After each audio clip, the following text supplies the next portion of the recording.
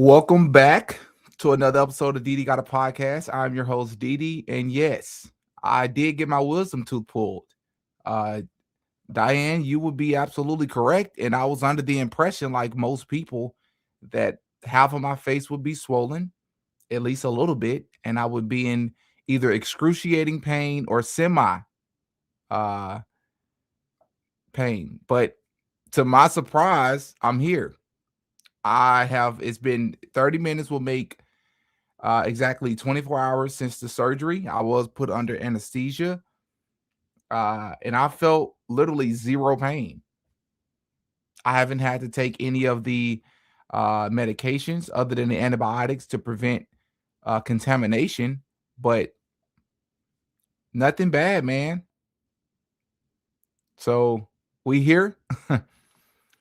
I imagine that if I was to feel some pain, I probably would have felt it by now. But I imagine I'm going to feel some soreness, things of that sort. So I'm here, and I was like, as long as, by the grace of God, as long as I'm able to talk, I'm going to try to get some of this content out to you all.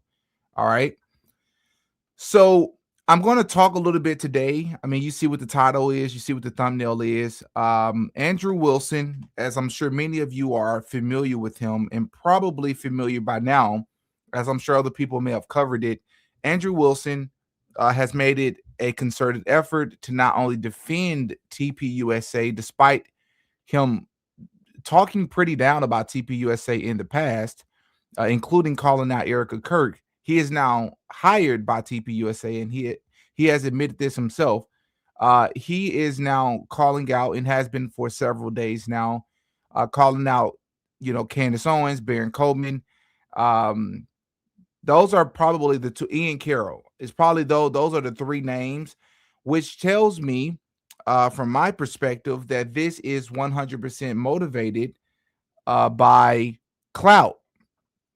And I think I'm going to do a fairly decent job of proving that in today's video, even though I have to be very careful with how I'm speaking, and I may drink some water. I have to be very careful with how I do that as well.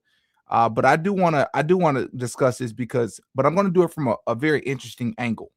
We're going to cover this from a very different angle today, because something I noticed what inspired me to do this video was there's another content creator that I follow, and I respect a lot of his content. But as I've told you all, many of you all are newer to the channel, so you would know. But something that I've realized is that when I thought I was progressive, and I just continuously learned over time that I'm definitely not progressive. I'm hearing, progressives say that men can be women and they should compete against this, and everything is about racism. Everything is just it's about sexism, and we never talk about self accountability. And I'm like, there should be a balance here. And I realized that I wasn't progressive. I'm something else. Am I conservative? Am I something else? And uh that is part of the reason why I am who I am today on this channel. Now, but something I've noticed with creators, and I'd like to think that you all may have noticed this as well, is that on the internet, I've said this before and I'm going to say it again. In real life, we know that things are nuanced, which means multiple things are typically true at the same time. It's only on the internet that you have to be super radical, or things can only mean one thing in order to have an audience. When you show nuance, right? When you show objectivity, a lot of times people think that you are flip-flopping or that you can't make your mind up. For example, the Carmelo Anthony case was one of the most popular racially motivated, or I should not racially motivated, racially related cases that's been in the news in the last, I would say, 5 years or so. Okay, yeah, probably 3 years. Obviously, with George Floyd and Breonna Taylor and Ahmaud Arbery and the likes. And I saw a lot of conservatives. We know what most conservatives' perspectives were. Carmelo Anthony was in the wrong. Open and shut case. But what you've noticed over time, before we get into, and this is relevant to today's video, I promise. What you notice over time is that because the left, if you will, I don't believe in the left versus right paradigm, but if we're going to entertain it, because of the left or the Democrats pushing this idea that the only form of racism or the only people capable of being racist are Caucasians or quote unquote white people. Black people cannot be racist. Hispanic people cannot be racist, specifically towards white people, because white people created racism.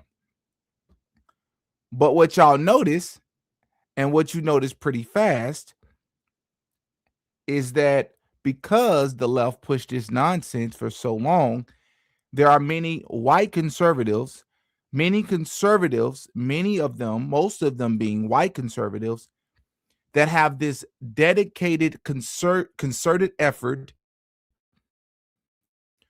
to make sure they prove without a shadow of a doubt throughout their content that no, black people are also racist as well. Not only that, but black and other quote unquote minorities have the capability of being vicious and malicious and hateful towards white people. And we're going to prove it with this case, in this case, in this video, in this tweet, and this person, this influencer. Look, they're racist too. Totally understand it. But they don't show nuance. What do I mean? Let me prove to you that they do not show nuance. What's up, Gina? Good to see you. There's a kid by the name, and of course, it never downloads. I don't know what that's about. Let me get this image up here. There's a kid by the name of Nolan Wells. I don't know if you all heard about this case. This is over the past week or so. This kid, Nolan Wells, out of Mississippi, I believe 18 years old, actually just lost his life. This is what he looks like. He lost his life in Mississippi, specifically on Horn Island, Mississippi, which tells me that there's a good chance that there's an esoteric perspective to this. Horn Island, Horn Island. But part of the reason why this is blew up so much is because Nolan Wells, let's see if this downloads and I can pull this up. Nolan Wells had an interesting set of friends with him. Let's see what his friends look like. That is what Nolan Wells' friends look like. These are the people that he was supposedly out on the lake with over the 4th of July weekend. All right. He lost his life and I plan to cover this in the esoteric perspective of this case on Patreon. But for now, let me tell you why I'm talking about this case. Because you have influencers such as the Black conservative perspective, who I also respect quite a bit. You have people like that and a couple of other ones. They'll only cover this case when they cover it from the angle or the perspective of making fun of people who are making it about race, right? So in other words, you have a lot of people, many of them are going to be progressives, Democrats, right? Independents, probably not conservative, that are going to cover this from the racial perspective. And they're going to say, these so-called white people unalive this black boy because of Mississippi's history. That may have been what happened. I don't know. But you have people who cannot cover it for what it is, the same way that they covered the Carmelo Anthony case for what it is. Why do you think that is? Because their audience is not going to be as receptive to it. This story is not as compelling to a mostly white conservative audience the way that the Carmelo Anthony's case was. It's just the truth. No, I do not contribute that to all white conservatives. No, I do not think that all white people are racist. But it's the same reason I do not believe that all progressives are lunatics and irrational. There are some rational, reasonable-minded progressives. It's just the ideology in general is batsh crazy. You just got people over there who are super sympathetic and empathetic, and they reject logic. And that I don't agree with. Why is that important? It's important because when you look at a case like this is a travesty. It is a tragedy on a one-dimensional, two-dimensional level. We can get into the esoteric three-dimensional level of this case on Patreon at a later time. But the reason why I'm saying this is because I can't stand people who are not fair. Covered the case for the tragedy that it is, the same way that you would do anything else. Why are you only covering it when you're making fun of leftists for claiming that white people took the kid out? That's the only way you can cover this case, because that's the only way that your audience will even entertain the case. That is what you fear. And even when you do that, the views on those videos significantly drop compared to views on a Carmelo Anthony case. Why is that? Because it's a white kid or a white person who is the victim of a black kid. The same way, if you think that Carmelo Anthony is guilty and you are a progressive, it is going to be a lot harder to get views covering that Carmelo Anthony case, and you think that Carmelo Anthony was unequivocally guilty. If you are progressive, it's going to be really hard to sell that to your progressive audience because they want to hear about how bad white people are. It's the same thing with the right. It's just a matter of who has what double standards. All right. Why am I talking about that? Why is this relevant? Forgot to say this. Please hit the like button. We got 300 people in here so far. Slow start, but I always appreciate every single one of you that join. I don't care if it's just 20 of you. Every last 21 of us are going to enjoy this time together. I appreciate you all for being here. Please hit the like button. That helps push the video into the algorithm, or so they tell us. My channel works a little bit different at times, as we all know. So I am going to share my screen, and I'm going to show you all, first and foremost, the title of a video.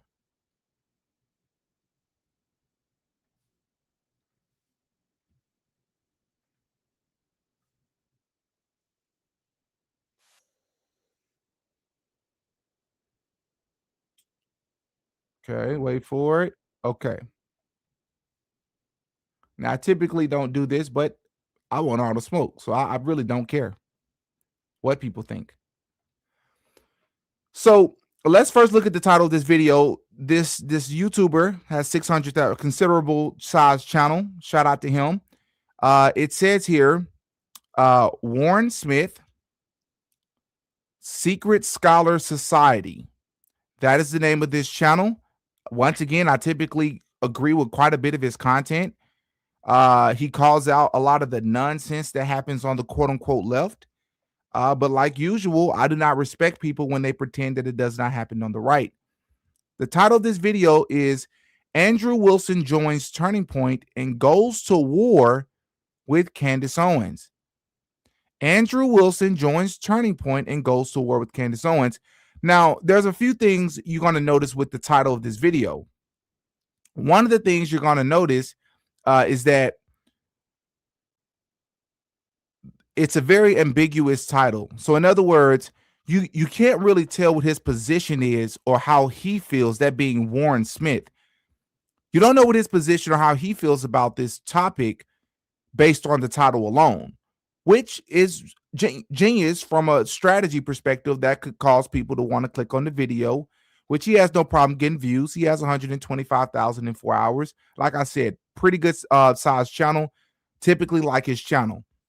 But there's a reason we're covering this video today. It's only 8 minutes, and you're going to see quite quickly why we're covering it. He titled it, Andrew Wilson Joins Turning Point and Goes to War with Candace Owens. So we don't know if he agrees with Andrew. We don't know if he disagrees with Andrew. We don't know if he agrees with Candace or whoever. So we're going to watch the way he covered this, and I'm going to break this down as usual, and I'm going to show you all why half these people play this game. And the game is they toe the line. And I'm going to show you exactly what I mean by that. All right. So the first thing about this video is that the title is a clickbait title. And you're going to quickly see why it's a clickbait title. And the first reason is because he's going to spend majority of this only 8-minute video talking about the left. He isn't even going to talk about Candace Owens for a majority of the video, which is what the title of the video is. So that's a little sneaky, but let's take a listen. Found out recently that Andrew Wilson was hired by Turning Point USA to teach their debaters how to become unstoppable. So the picture's kind of getting smaller and smaller, and this whole battleground is heating up more and more. Well, TPUSA hired me to go down and train its new crop of debaters. Now, this has caused many on the left, especially, to start to lose their minds. It's been pretty entertaining to see the response. Wow. I would say that I've seen just as many people on the right find this extremely suspicious, especially considering Andrew Wilson's history of not necessarily always agreeing with Charlie, which is fine and totally normal, but more specifically that he's called out Erica, he's called her incompetent. But let's continue. Well, I was down TPUSA meeting with leadership and teaching their new crop of debaters how to kick the shit out of leftists. I get a DM from one Mr. Brian Shapiro. So Brian didn't know Andrew was with Turning Point, and he happens to send Andrew a message. And you can't make this up when I tell you this. Brian said, you know, everybody on the right hates you. Right, Andrew? And I said, really? Like who? And I'm not even kidding you. I'm going to read it for you verbatim. And Brian responds with, everybody at Turning Point USA. I know them all. They're my friends. And we have private conversations. As he's sitting there with the Turning Point people, I asked him, like, you guys ever heard of this? Who the fuck is that?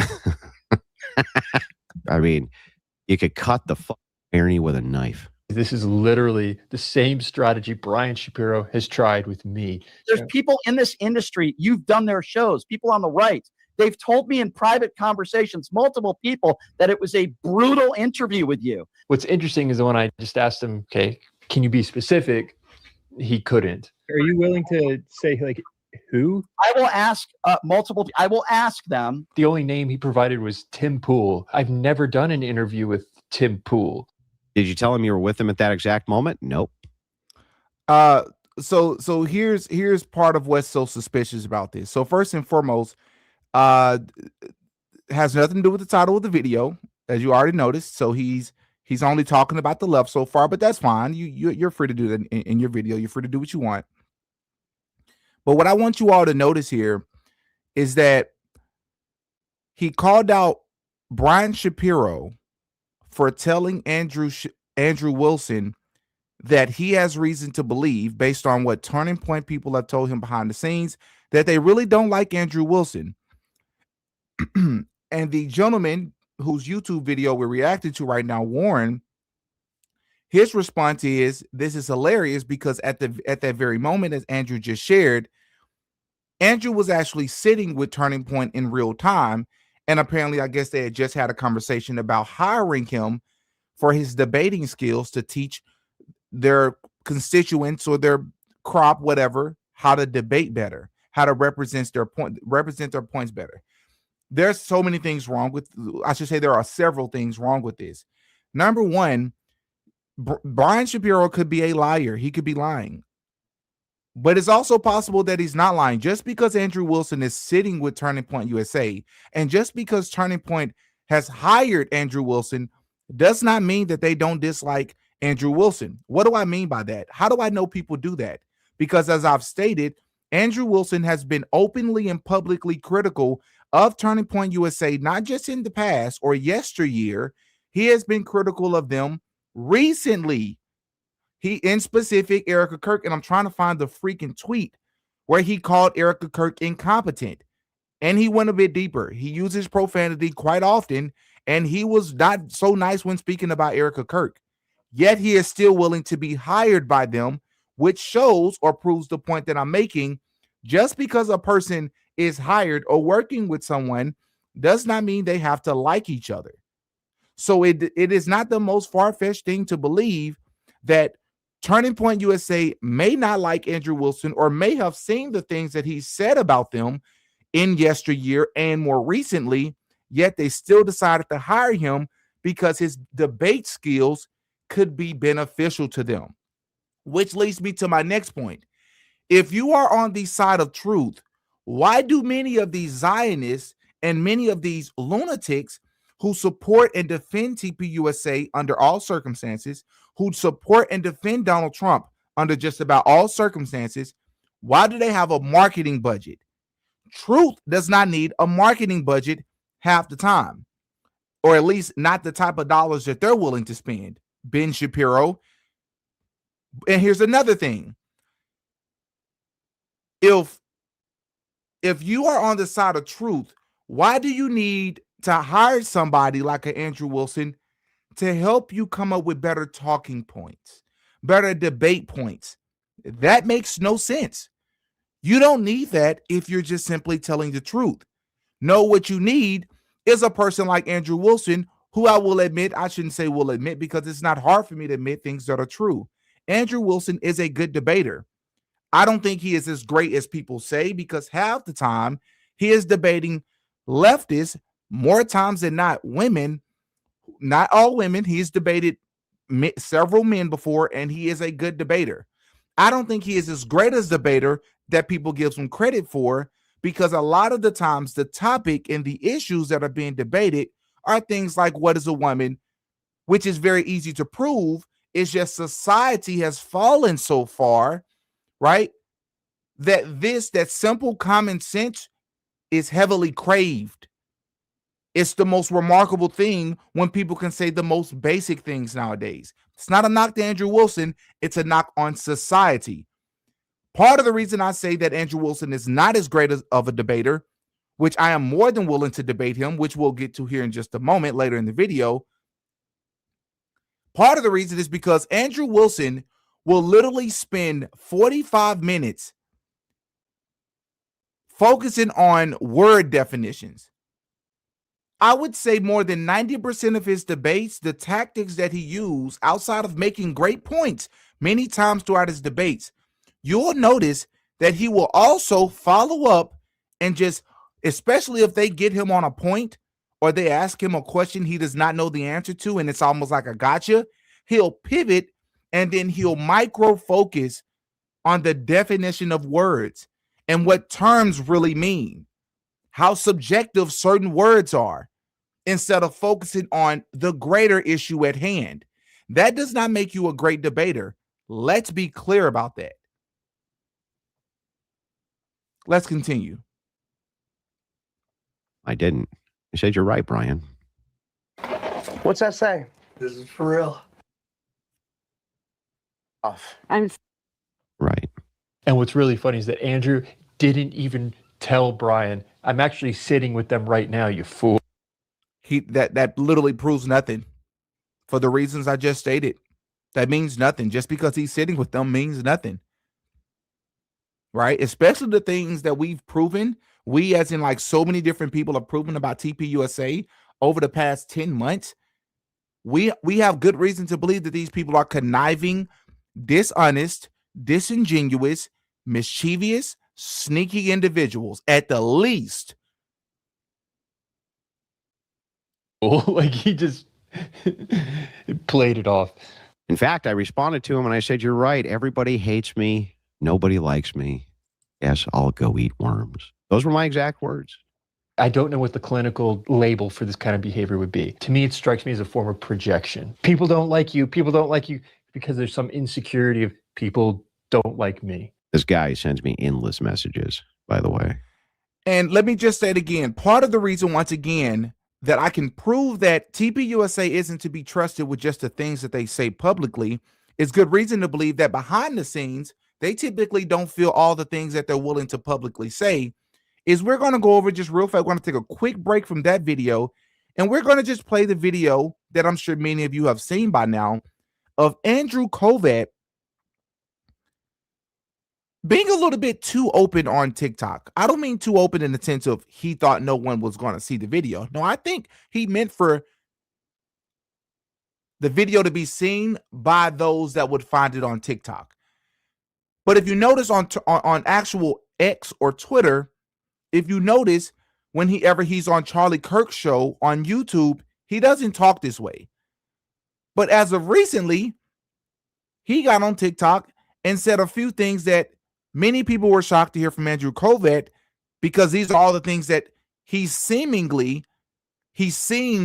to have not believed before, or questions he seemed to not have in the past, which caught most of us off guard. Crazy accusations either leveled at Erica or myself or the organization or whatever, anything except for Tyler Robinson in this process, that I haven't gotten a chance to articulate clearly what questions I still have outstanding that I want answers to. So here we go. Who knew what when? That's right. There is a lot of indication online that other people knew something was going to happen that day on September 10th. They posted on social media about it in really, really creepy ways. And none of those people have been held accountable. And I want to know why and what did they know and when.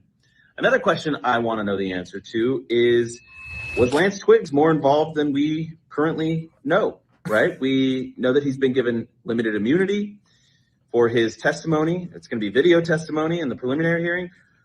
But how much did he know? And how much did he radicalize Tyler Robinson?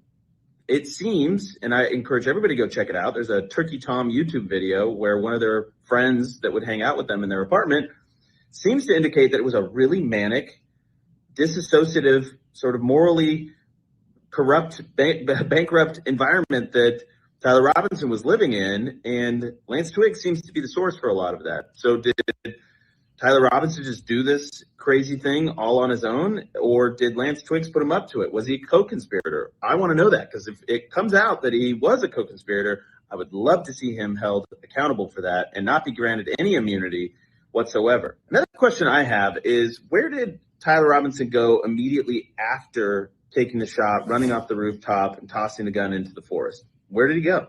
We know that the state has evidence that he was back on campus that night into the wee hours of September 11th, but where did he go immediately after? That's a big question. One of the questions that is really tough for me is, why were those darn rooftops so accessible? First of all, why set up a building where you can just like go over a railing and get on a rooftop? That's one question. Why were there not cops planted out there? That's another question. And why were there not people spotting those rooftops? Now, you might say, well, gee, Andrew, Turning Point had its own security. Well, guess what? The way you work with campuses is you only get to have immediate vicinity jurisdiction around the person that you're protecting. Anyways, if you all would like to see that video, I can tag it below. But the point has been made. He's asking all the questions, many of the questions that we've been asking. But I just want to point out that you'll notice, or you won't notice in that video, that Andrew, one of the questions he does not have is, how can the 30-6 not completely destroy Charlie Kirk once it makes contact? That is not a question he doesn't seem to have, which is very odd, very suspicious, right? But the purpose of showing that video is to say, why is he now saying these things, but he hasn't said it over the past 10 months that I'm aware of? And why is he placing that video solely on TikTok? That's weird. Why aren't you openly tweeting these things, asking a lot of the same questions that many of us have, right? Like all the odd behavior of the people that was around Charlie Kirk, including his security team. Why aren't those questions you have? Right? But I digress. Let's get back to this video here. Every single day he sends me DMs. There was one day I got 5 emails back to back before I even had time to respond. 5 separate emails. I said to him, while I'm at this TPUSA Leadership Summit, training their debaters, I said, Brian, you guys pretend a lot of right-wingers dislike me, but you never name any. Erudite did the same thing. That's weird. And then we have the left losing their minds because of Andrew Wilson working with Turning Point. No. So once again, the video is 8 minutes long. We are over 3 minutes into the video. Candace hasn't been mentioned yet. That's going to be relevant because this is supposed to be, I don't know if he identifies as a conservative, but he typically has conservative points, conservative perspective. So he's either, I would consider, a moderate, an independent, or conservative. He's definitely not left-leaning. There's a reason for that. Now, this is where it gets very entertaining as well. So I went over and trained all these guys up. I saw Z speaking about it. X, the head of the America, not thrilled to have competent debaters over at TPUSA. She confronted Andrew right after this.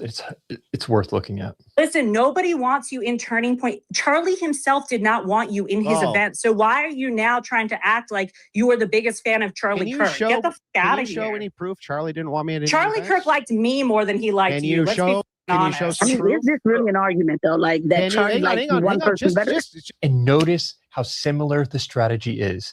No one likes you, Andrew. Charlie didn't actually like you. That's the best argument she can come up with. And this is the organizer of the organization that was meant to be the opposite, the left's Turning Point. At the end of the day, Andrew, my whole point here is that you're pretending like you actually gave a shit about Charlie Kirk when you didn't. Okay, you great. never cared about him while he was alive. You don't care about him now that he's dead. Sure. You're just trying to clout chase off of this shit because I'm you know it awful. gets views. Do you have proof?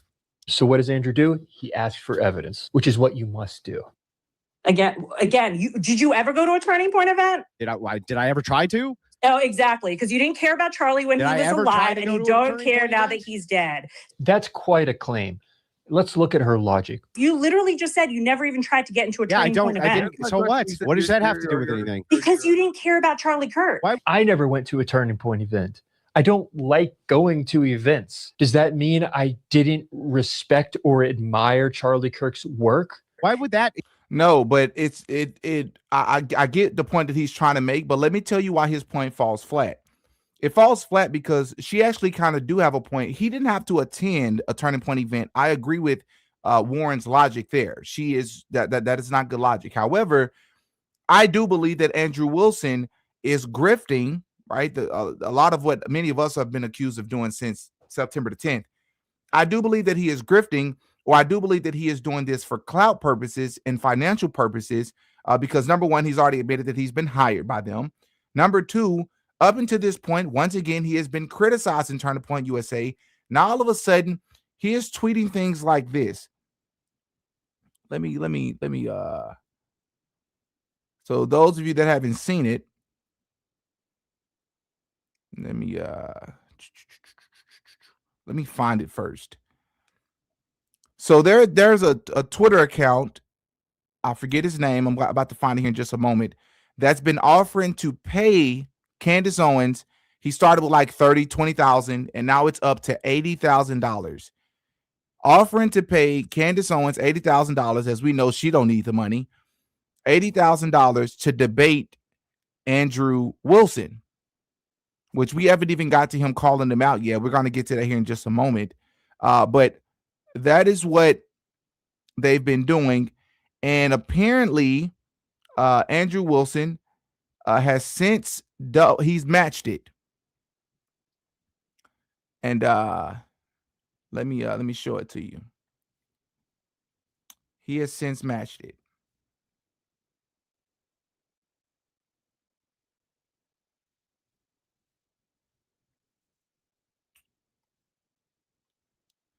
So, okay. And as you can see here, $80,000 to Candace Owens to debate Andrew Wilson on my podcast. Do you accept at Real Candace Owens or at Real Candace O? Andrew Wilson retweets it and says, I will match it. $160. He's constantly retweeting her, etc., etc. Now, the reason why I know for a fact that this is clout chasing, or there maybe have some sort of legal angle to wanting certain people to debate them, is because there's only 3 or 4 names that they're willing to debate. And you're going to say, well, they're the ones with the biggest platforms, and or they are the ones that garner the most views. And I'm going to tell you why that's never mattered before. And it's about clout, or they have some sort of trick up their sleeve in order to get these people in a debate so that they can set them up. And I'm going to show you that here in just a moment. But again, I'm getting ahead of myself. Let's follow the natural flow of this video that will lead us or walk us into that very point.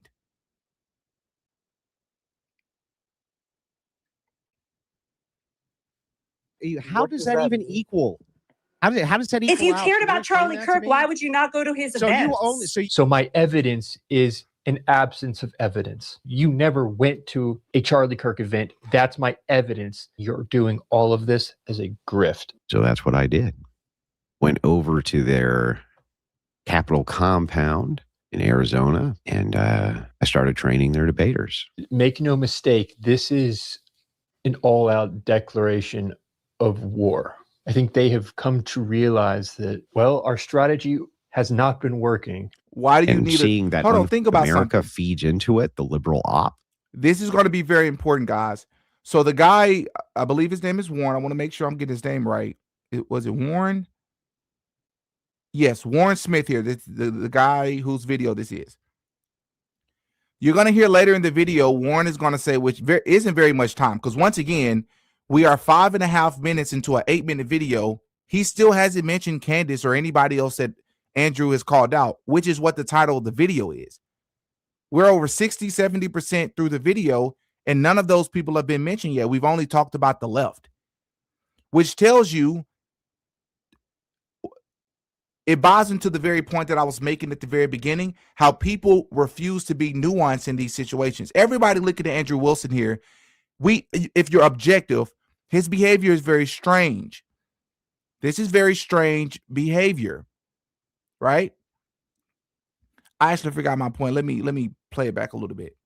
Our strategy has not been working. So our strategy has not been working. You're going to hear later in this video, Warren is going to essentially allude to the fact that he believes basically that Tyler Robinson is the person who took out Charlie Kirk, but he's open to having his mind changed. You're going to hear him say that here in just a moment. But that seems problematic because you also just admitted right now that TPUSA has realized, I think they've known this for months, that their, quote, strategy has not been working, much like Ben Shapiro's strategy has not been working. He has all those millions of subscribers, and he's connected to the right people so that his content is not shadow banned. So he has the appropriate relationships, yet he still struggles to get people to watch his content and support him, to subscribe to the Daily Wire, the likes of which that was happening, 3-4 years ago, right? Why would TPUSA need a strategy? Warren, do you hear yourself, bro? Why would they need a strategy? If you are on the side of truth, if Charlie was taken out by surprise for you all, a surprise to you all like it was a surprise to us, if that's truly what happened that day, you're going to have to explain to me or somebody else why you will have to come up with a strategy to convince people.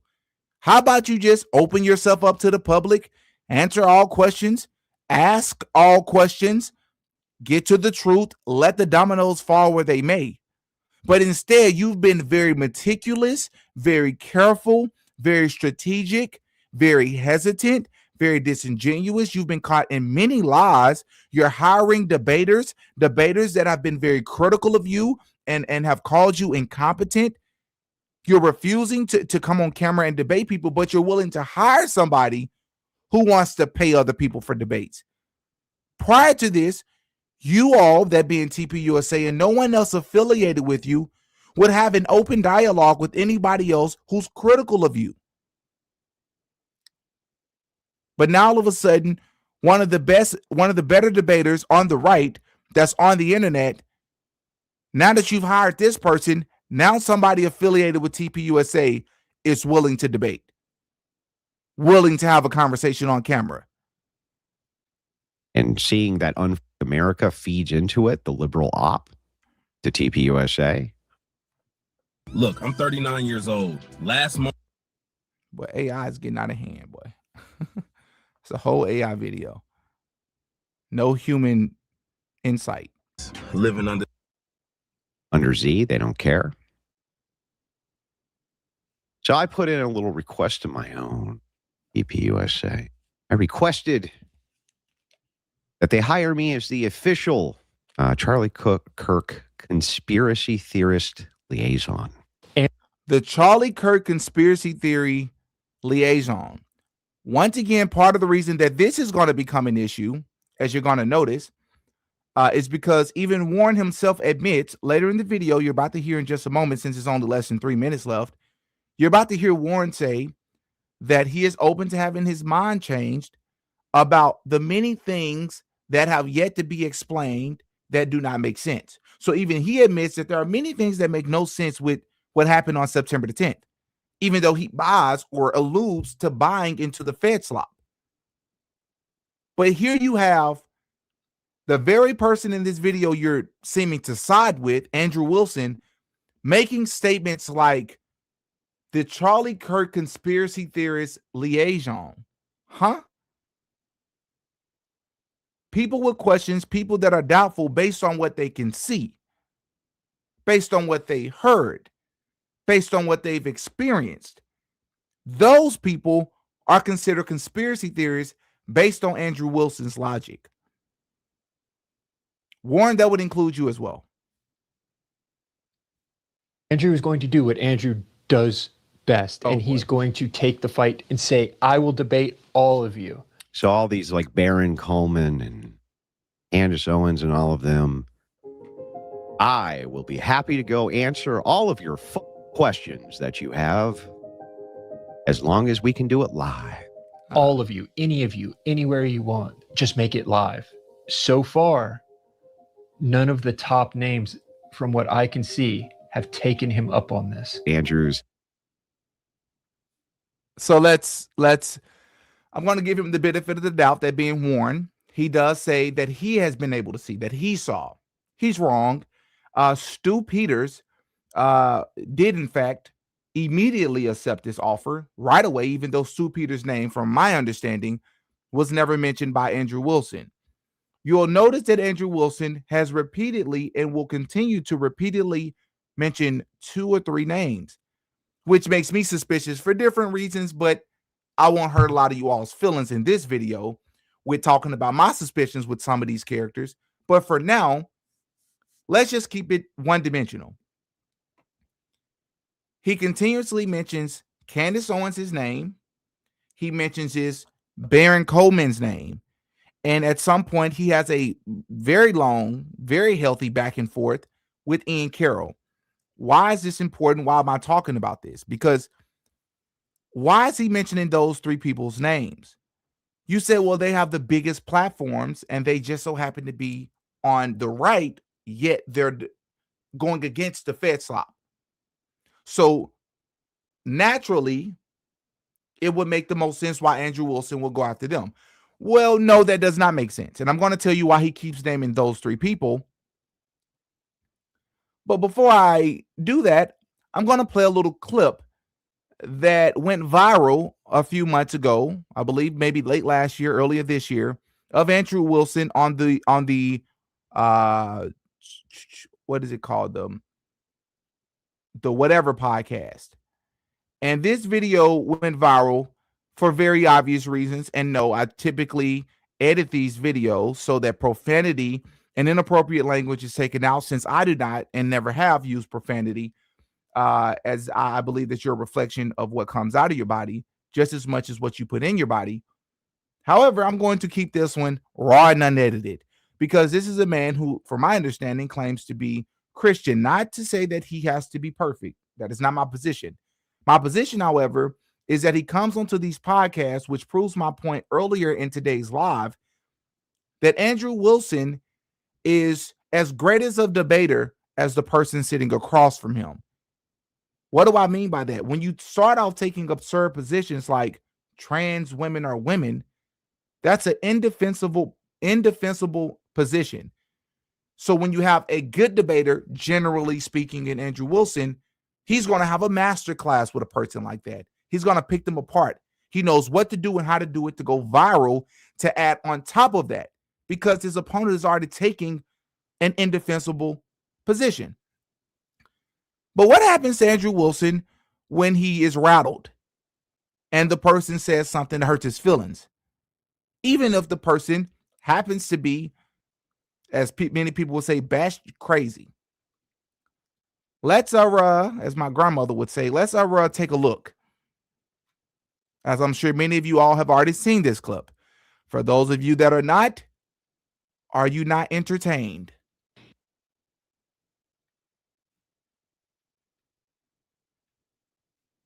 Well, that's funny. Your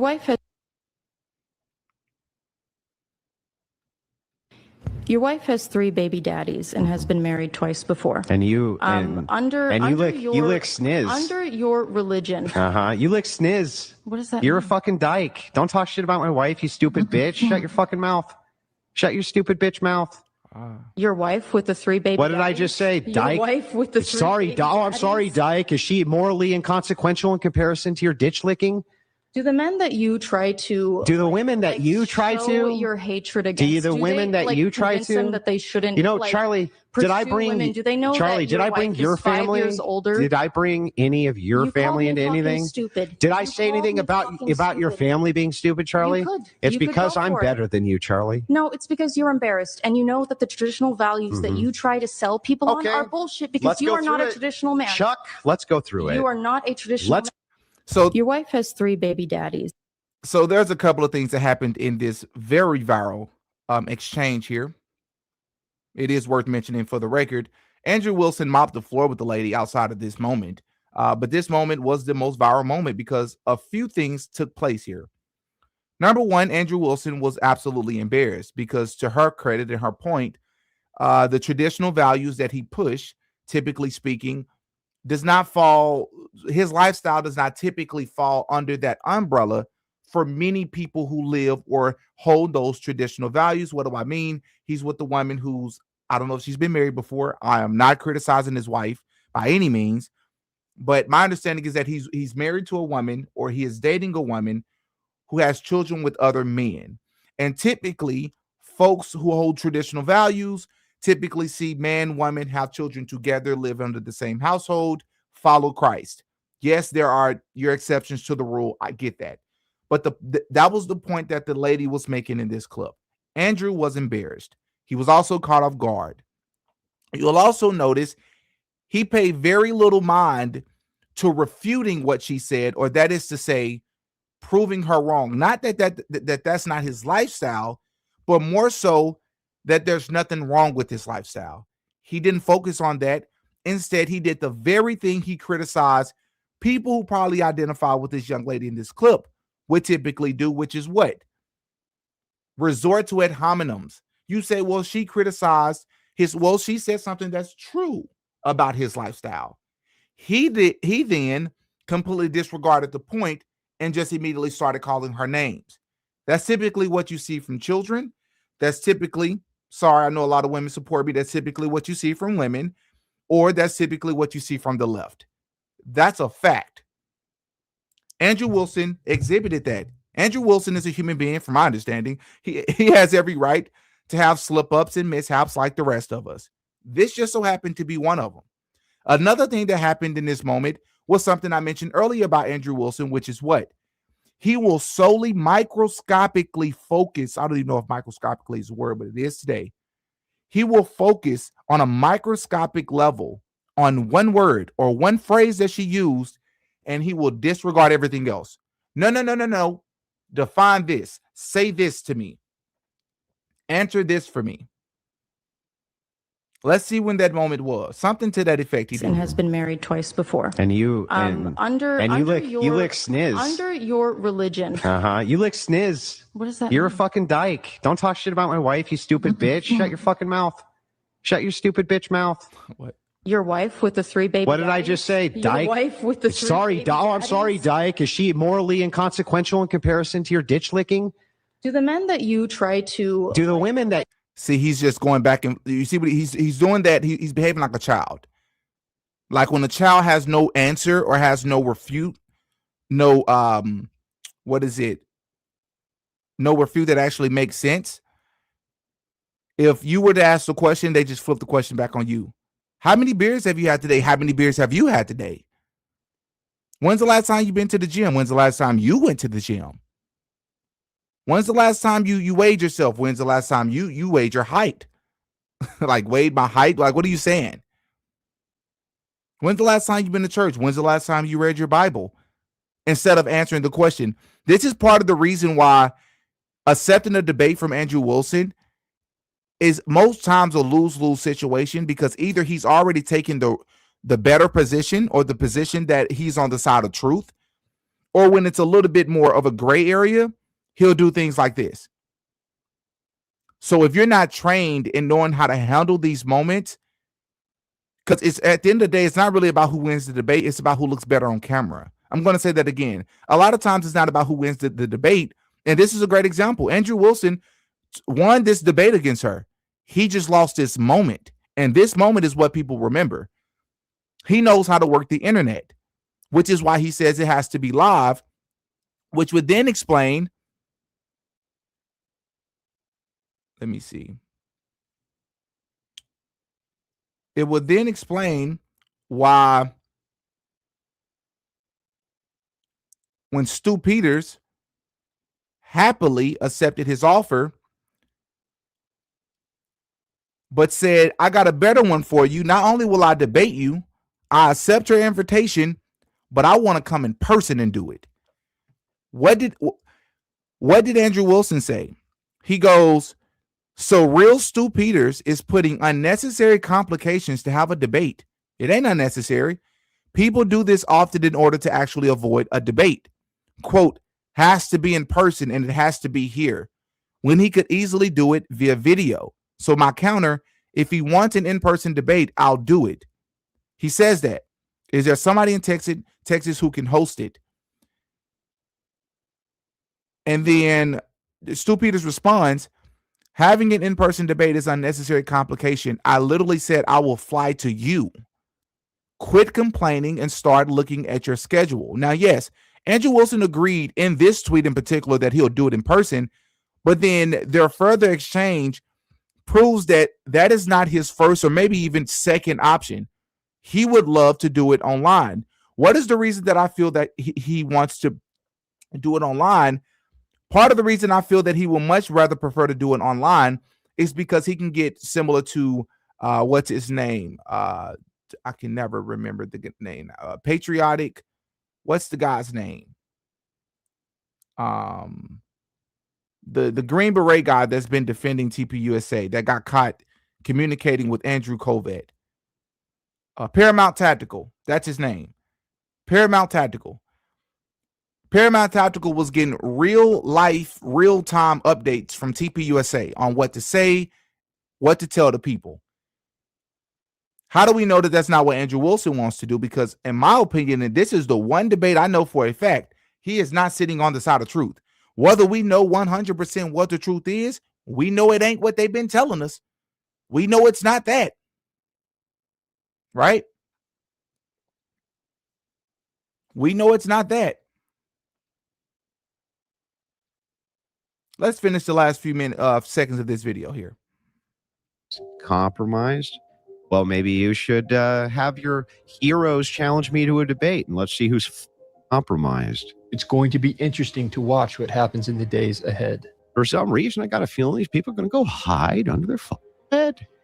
We just had Brian from the Whatever podcast offer Candace Owens, I believe, $50,000 if she would be willing to come debate Andrew. I would love to see that. I think my mind is open to being changed for sure. Personally, I have no problem with people who want to discuss the discrepancies, the things that are not easily explained, the things we do not clearly have answers to yet. What we need is for these debates to occur, but they don't seem to be happening. Let's have a talk.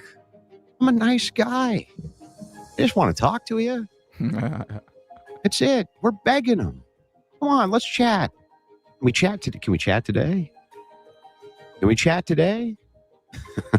Can we today? Now? You want to do it now? What, when you want to have a talk? Candace and Barron are actually investigating. They don't investigate shit. They're not investigating nothing. Oh. They're raking. See, there's one thing to disagree with them, and it's a completely different thing to say that they're not investigating. Like that's clearly not true. Why just say a blatant lie here? Even the people that disagree with the people can say they're at least looking into it. They at least probably believe the things that they say. He's saying, no, they're not even investigating. Huh? What would you explain all these videos have been about? What would you call it? And not just them two, people in general who's been covering this.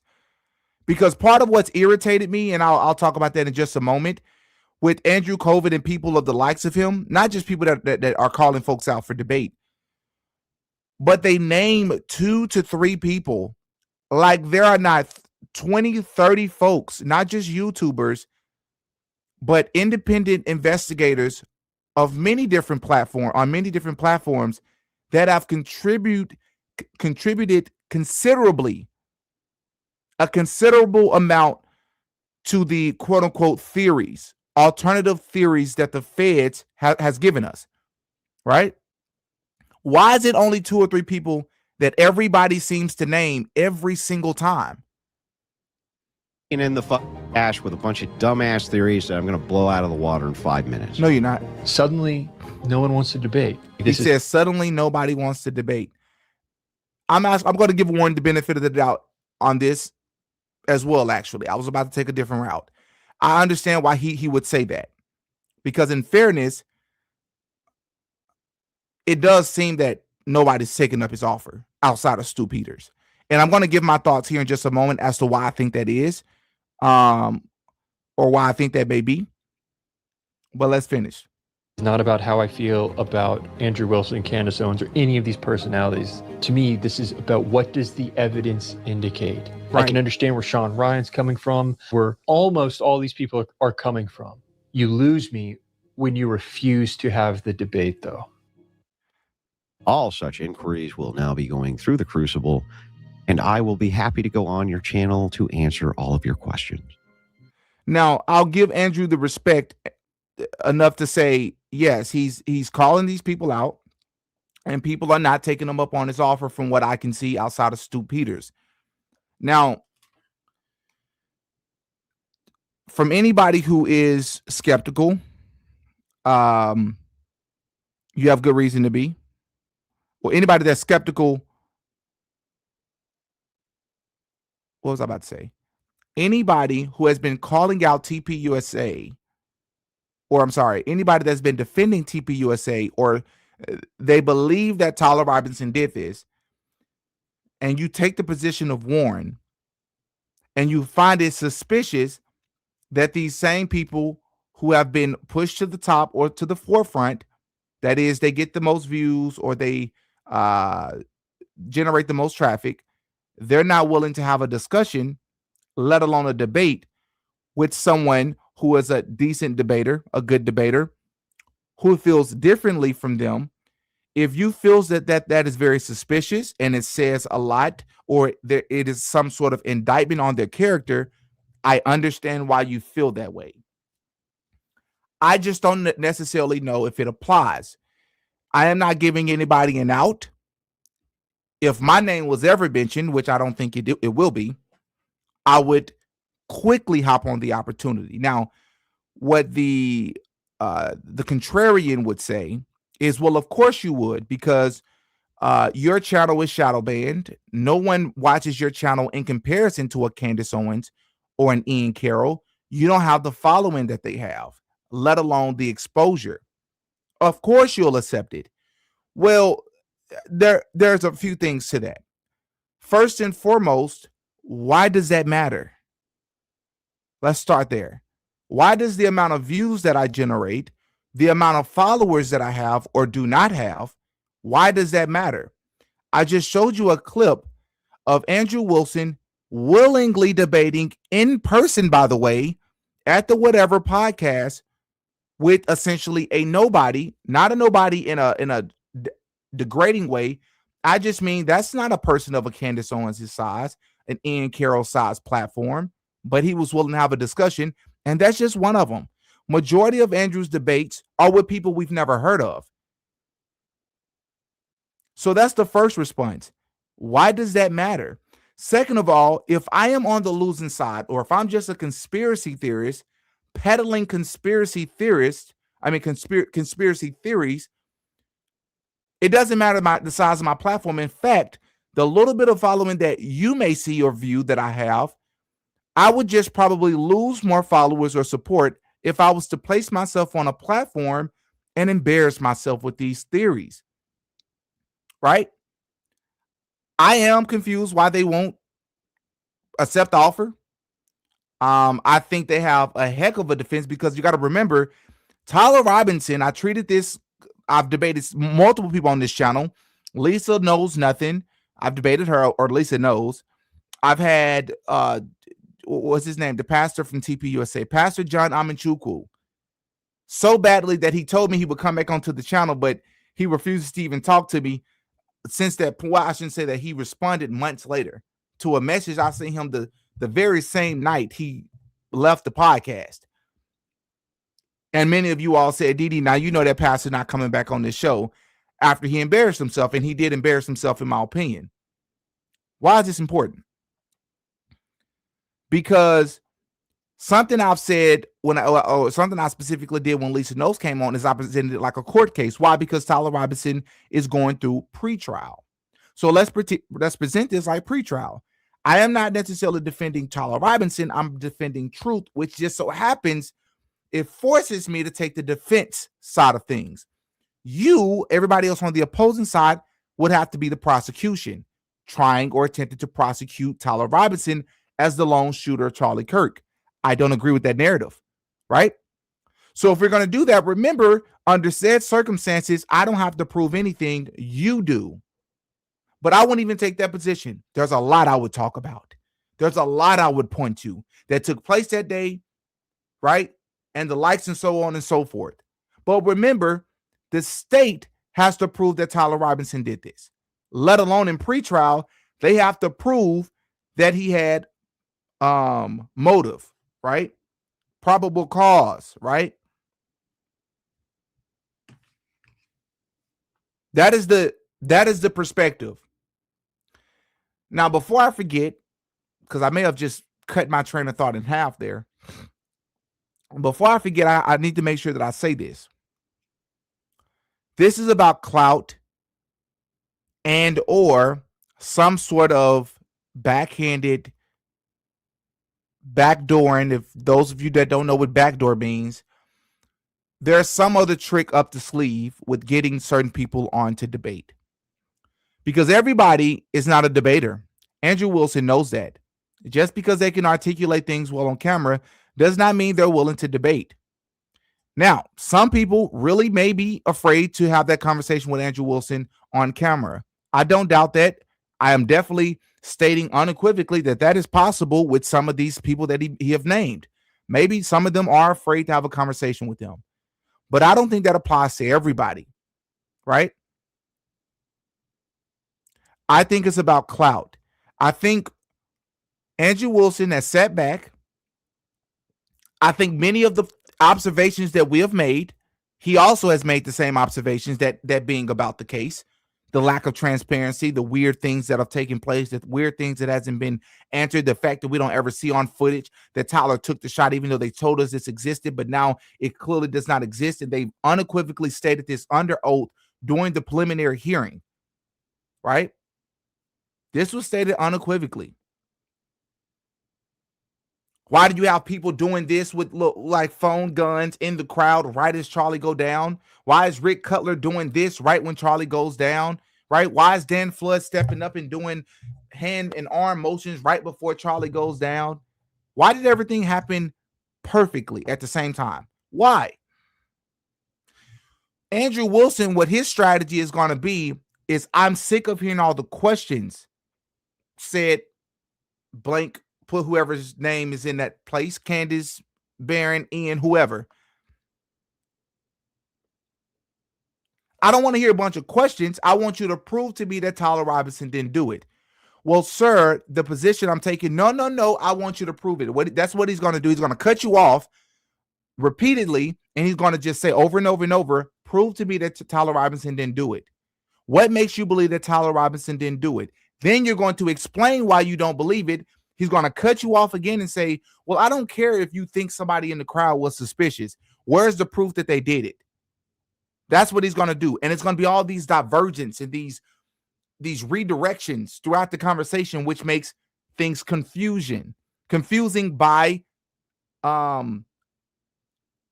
design. They're going to make things confusing. He's going to make the conversation very convoluted, right? Creating reasonable doubt points to the fact that you have it nowhere that this man took the shot. Another thing that creates reasonable doubt, let me see if I can find it, is going to be the license plate. I mean, there's like 100 things, bro. One of the things, let me share my screen, is going to be the license plate number. All right. What the HELL is the prosecution in the Tyler Robinson case trying to pull here. Tyler's car did not have a lip chin on the front end of his Dodge Challenger like the one seen in the parking garage at UVU. It also did not have a quad tip exhaust on the rear end. Let's look at this a little bit closer. What's going on here? What's going on here? All right? What in the world is going on here?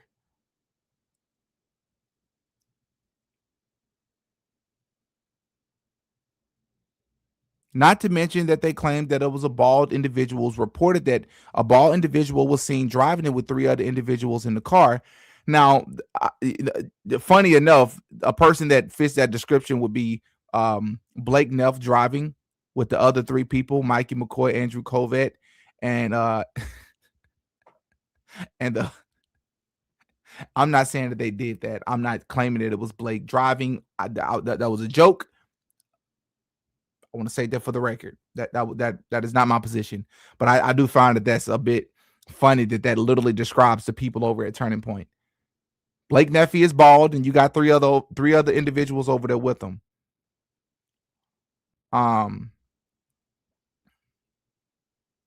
Yeah, but like, that would be the position I would take. Now, again, the reason people are choosing not to entertain it after spending months talking about this, making a lot of money talking about it, I don't know. Maybe they've explained the answer to that question. I don't know.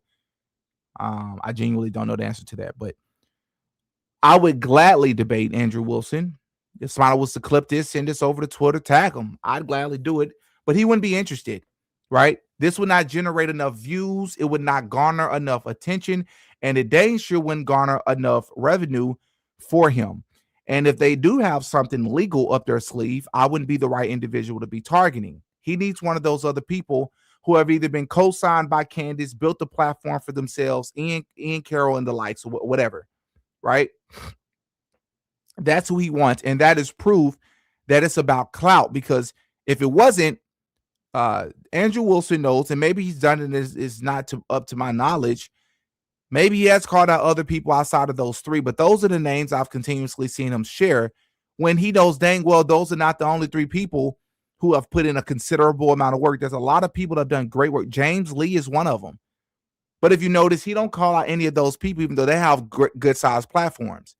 He's calling out the people that are currently generating the most amount of views, generating the most traffic, right? That's what it's about. It's about clout. It's about attention. It's about money. And it's disgusting.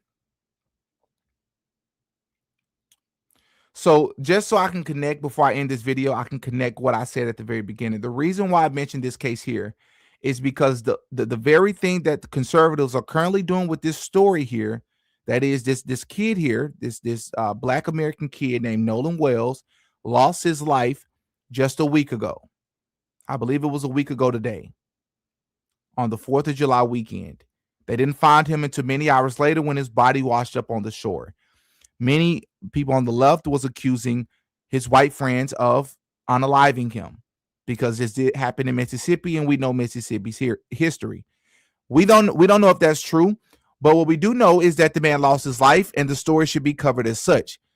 But what you notice is that conservatives will only talk about this story from the angle of how the leftists are making this about race. They won't talk about the story just for the tragedy that it is. That makes these people, that is grifting. That is knowing your audience and not trusting or believing that your audience would be naturally interested in this story without the race perspective. They don't care that the kid lost his life. They care if there's racism or white people being accused of being racist. They care if that narrative is being pushed. Now they want to hear about the story. Without that angle, they won't cover this. It's the same thing that Warren just did in that video. You notice he didn't really take a definitive position. Andrew Wilson's behavior is extremely suspicious, but you never hear Warren state that. He never talked about the suspicious timing, which was during the preliminary hearing, that all of this started all of a sudden around the preliminary hearing time. Around time of the preliminary hearing. That's weird. That's very strange, right? He's not going to talk about he'll mention that there are some things that have been unanswered, but he won't talk about what those things are, which is why the video was so short, right? He won't talk about the double standards of Andrew Wilson in this video. That's what you call taking the safe position. How do I talk about this without really pissing off my audience, but just giving them just enough? You post an 8-minute video, almost 6 minutes of the video is about something completely different from the title. The last 2.5 minutes is about the title of the video. Okay. Got it. And I commented all these points under his video, by the way, because I don't talk behind people's back. All right. One of the things I said was, lastly, referring to someone as, quote, one of the top names, right? One of the top names that Andrew Wilson called out. I said it's a bit subjective. A Candace Owens cosign, a person's follower count, and or video views does not necessarily dictate competency in anti-TPUSA, anti-Fed slop argumentation or debating ability. That's a fact. Just saying. So in other words, is Andrew doing this because he truly believes his position? Highly doubt it. Or does he do it for clout? Inquiring minds would love to know. Shout out to Jen, as always, showing love, probably showing the most love on this channel. I appreciate you as always. I used to like Andrew Colvett till Charlie Kirk was taken out. He's trying to get popular off others' backs, which is why they're on the Charlie Kirk show and they won't let it go, which is weird. Totally agree. Very weird. Talk about a grifter. I'm so happy you're live today and doing well. Thank you. Show was superb. I watched this series a couple weeks ago. Compelling. Series. What series? What series did I reference earlier? Thank you. I meant I used to like Andrew Wilson. Okay, got you. All the Andrews, I put both of them in the same bucket these days.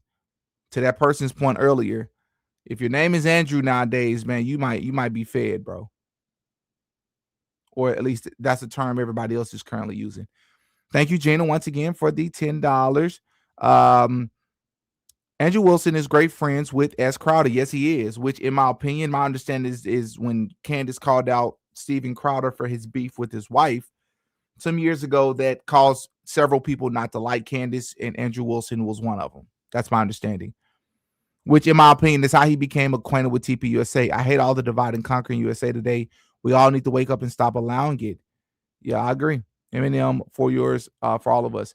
I definitely agree, Gina. That's not going to stop though, and I think you know that it's not going to stop with these people, because people have agendas, and especially if you can make money, call me what you want, but if you click on my video, I get paid the same. If I can generate 300,000, 400,000, 500,000 views consistently, and I'm making 6 figures a month, like why in the world would I stop? If I can get on camera and convince you all that I really believe the stuff I'm saying, I'm taking care of my family. If I get exposed later, just let enough time go by and I can come back around and rebrand myself. It'll work as long as the content's good. I just exposed what a lot of people's perspective and mindset is as a content creator. As I stated before, a lot of these people, even the people that you all would like, that has been exposing the discrepancies, a lot of them are doing it for money. A lot of them didn't like Charlie. A lot of them didn't cover Charlie. They're doing it for money. It's just the truth. People know I'm going to say the truth about that type of stuff. It's just true. There's nothing wrong with making money from your videos. I want to be clear about that. But I've noticed patterns with certain people, and it's just what it is. We're not going to digress too much in this video, but I do want to state that for the record. Brian Atlas is host of whatever podcast, Grifters, right? Right. Shout out to Angela. Thank you for being a member for 2 months. Appreciate you, Didi. Great work. Shout out to Gina once again. To elaborate my comment, Brian Atlas is the one offering $80K for Candace Owens to debate. Right. Blake Neff and Andrew Coleman are getting wiped out on X in comments, and they've been getting ratioed for what 9 months now, 10 months, and they wait for now to do this where they can hire people to help them to come up with strategies and debate tactics and talking points. Why do you need talking points if you're on the side of the truth? Just say the truth. Just say the truth. Where were you at 7:30 yesterday? I was at home in bed waiting to see if my tooth or the hole in my mouth was ever going to start aching, which it never did. If you ask me that same question 30 more times, it's not going to change, bro. Many of you all have good reason to be suspicious. Didi, you say you were getting your teeth pulled. Your face is not swollen. You're talking mostly normal. I'm really not talking fully normal. I don't know if y'all can tell. I'm like being super careful. I did get my tooth pulled, and I have the tooth to pull it. I have the tooth to prove it in my bathroom because I wanted it. That tooth has been giving me problems for a while. Didi, your face is not swollen. You seem to be fine. We have good reason not to believe you. You do. Now ask me whatever questions you want. Ask for evidence that I wouldn't got my tooth pulled, and I'll present it. That's how this works. If I'm on the side of truth, I don't need to hire anybody, right? Andrew Wilson is irrelevant and is probably going to lose more followers than he gains. He'll ruin any headway he's made on YouTube and or social media. That's the same thing I was thinking. On a side note, I don't believe that Tyler will make it to his trial by taking himself out. Yes, Stu Peters was the first person I've seen to say that as well, and I believe there's good reason to believe that. I've been seeing all over at X, Jack Posobiec, Benny Johnson pushing this narrative that they showed unequivocal, undeniable, high quality, enhanced, which makes me believe that that's AI, enhanced video of Tyler Robinson, Pow Pow, and Charlie Kirk from the Losey Center roof after he got down in position at 12:23 p.m. The reason why that's not believable is because they've already testified under oath. There is no shot at any point in time on any video of anybody taking a shot of Charlie. They stated that under oath to a judge earlier this week. What are you talking about? That's impossible. So then other people then comes out and says they're lying. That did not take place, right? And I'm going to just read just so I can make sure I'm doing my part. Let me go and find it so I can read it out. Let's find,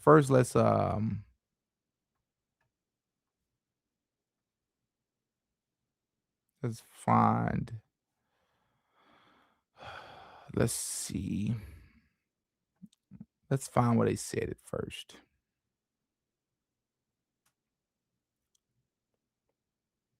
Let's first listen to Jack Posobiec before this video ends. Let's listen to Jack Posobiec.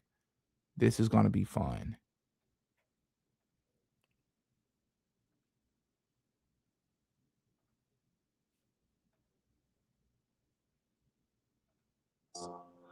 I think it's proven. It's, I would say, beyond probable cause at this point. I think that the question for me is how do you even get reasonable doubt when there's so much evidence? But the thing that I do just have to say is that I know that you guys watching on live stream couldn't see the last video that was shown.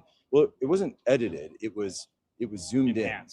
It was zoomed in from the surveillance video off campus, and specifically the part of the Losey Center, the roof, and you see everything. You see everything. You see everything. Look how sure he looks. He looks so certain. climbs over, he assembles the gun, he runs over to the edge, gets down in a prone position, and you see the time, and we all know what time, and it was like so slow, just watching those seconds click, click, click, and then you see him take the shot. You see him take the shot. That's what he says. We all just heard him. So let's go down a little bit and let's see what somebody else said that was in the courtroom.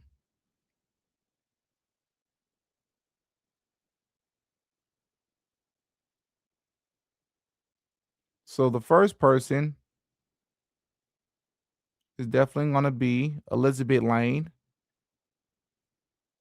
She says, I just verified that there is no clear footage of Tyler Pow Pow and Charlie Kirk. That is a lie. And all these fake journalists are reposting BS. This has become the Truman Show.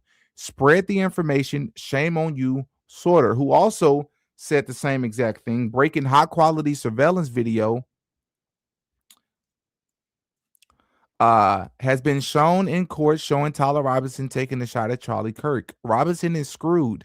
These people are lying because they're just banking on public execution. And where's the other person? She's probably went the most viral with what she said. She may have actually been under that post as well. Let's see.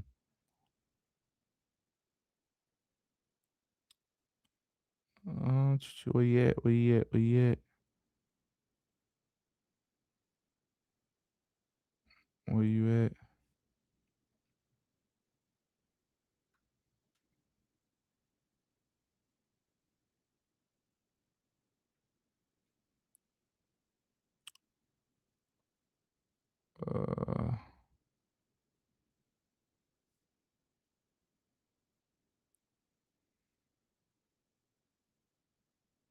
Where is it at? Here, let me share my screen so you all can see what I'm looking at.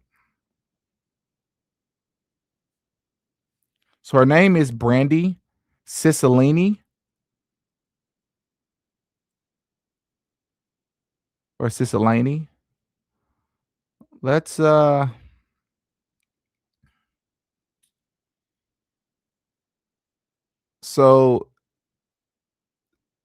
I was in the courtroom today.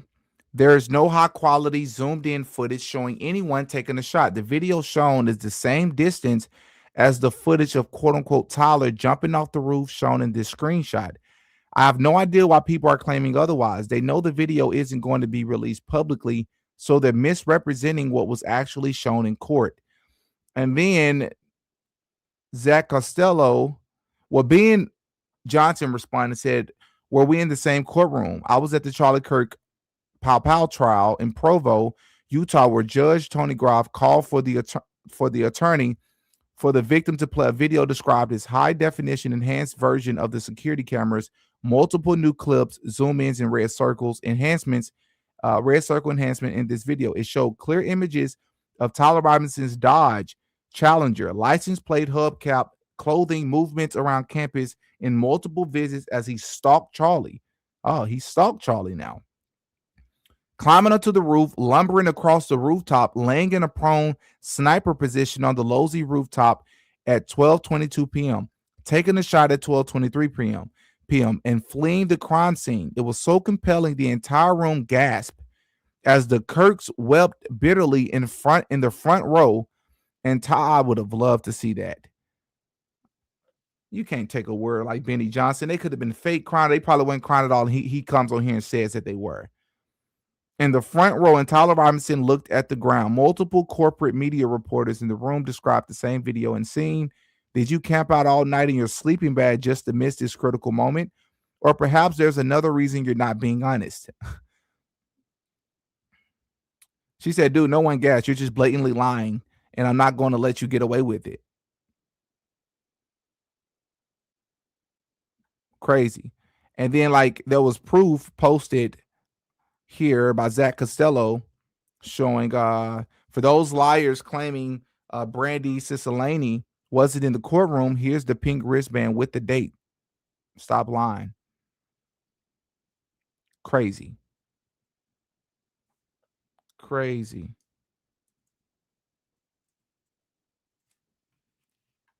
Oh, she follows me. I didn't even know she follows me. Shout out to her, man. Thank you. I'll follow back, actually.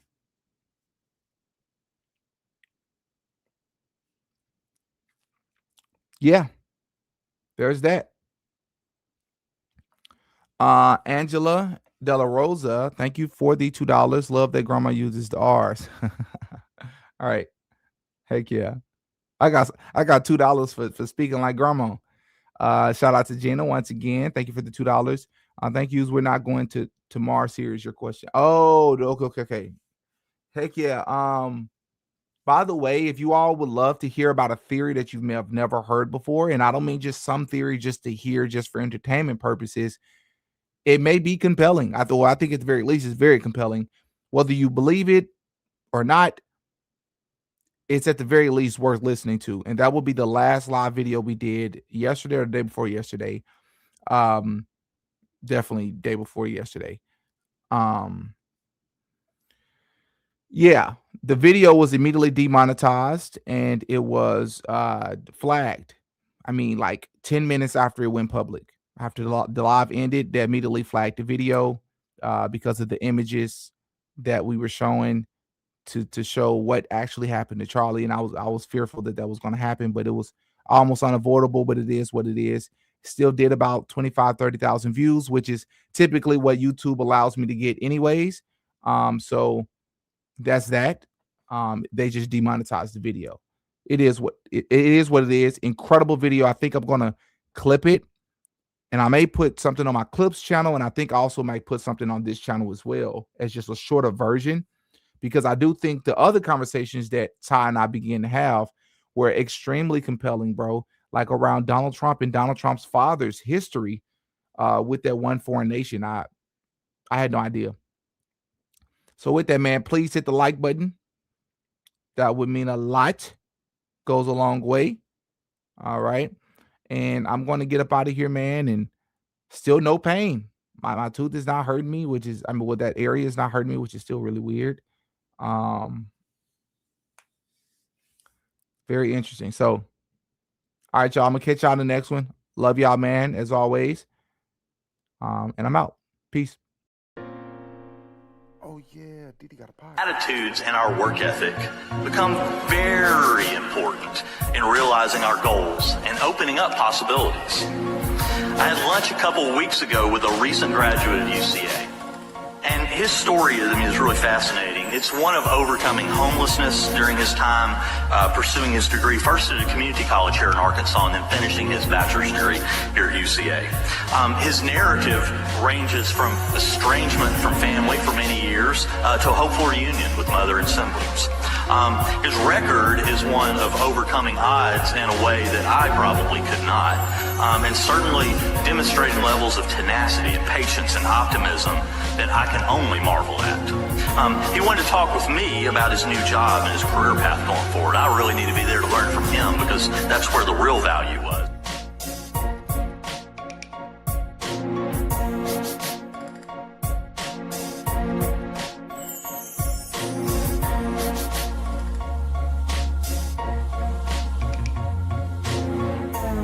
Everything I say in this video is alleged. Allegedly.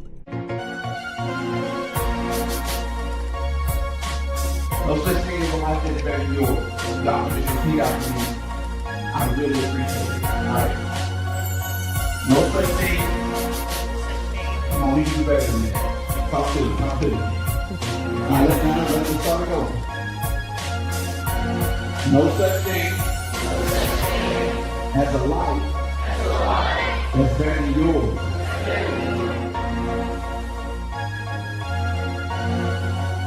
You're worse than the rich white people or the rich white Jews that own these record labels, because they don't even understand these populations.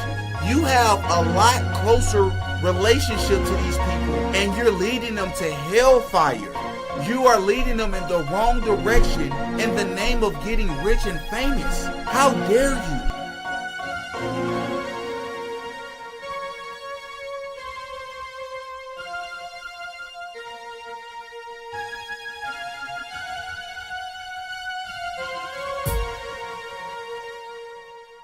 Oh yeah, Didi got a podcast.